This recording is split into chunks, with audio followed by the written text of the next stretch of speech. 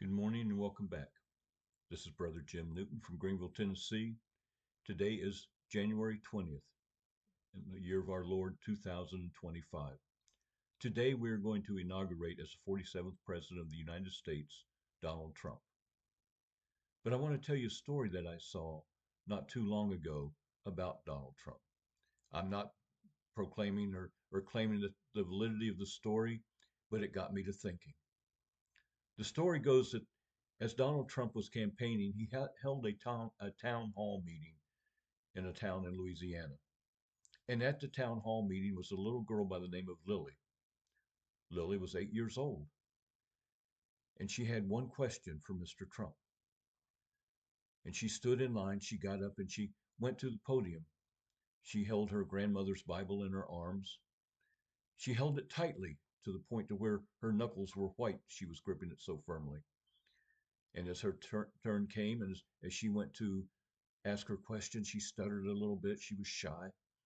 But she came out with the words, Mr. Trump, I have but one question. What does God mean to you? You could have heard a pin drop in the audience because it was a question that nobody expected. Everybody had asked questions about his national policies, his policies on the border, everything else, but this was a question that made him think deeply.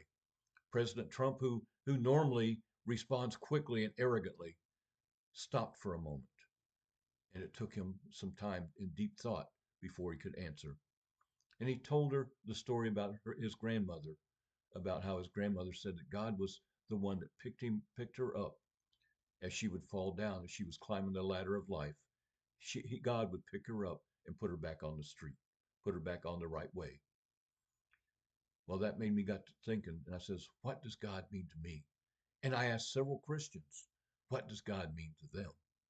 The response that I got was, well, God means everything to me. And I thought that's too easy of an answer. I went to my Bible. I looked in the book of Exodus, where God had talked to Moses and says, go free my people from the tyranny and the bondage in Egypt. And Moses says, well, when I go to talk to the people, who do I tell them sent me? What can I tell them is the name of the one that sent me? And God says, just say that I am that I am. Well, I got to thinking, I says, well, what about Jesus? As Jesus walked the earth, he proclaimed several times different I ams. In the Gospel of John, we see several of them reported. We see that Jesus says, I am the Messiah. I am the bread of life. I am from above. I am the eternal one. I am the light of the world. I am the door. I am the good shepherd. I am the resurrection of life. I am the Lord and the Master. I am the way, the truth, and the life. I am the true vine. In the book of Revelation, we see that Jesus says, I am Alpha and Omega, the beginning and the end.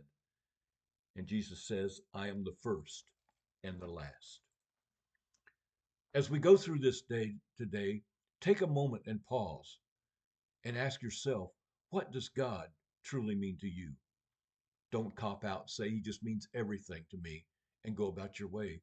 Because God says, I will not be second to anything. I will not be second to your house. I will not be second to your job. I will not be second to your family. I will be not second to anyone. I will be number one or not at all. You need to put God first in your life, and you need to truly understand what God means to you. What are you willing to sacrifice for God? We look at Abraham, he was willing to sacrifice his only son. What are you willing to sacrifice for God? And is God truly number one in your life? I challenge you today, take some time and think on this topic. What does God mean to you? God bless you, and we'll see you next week.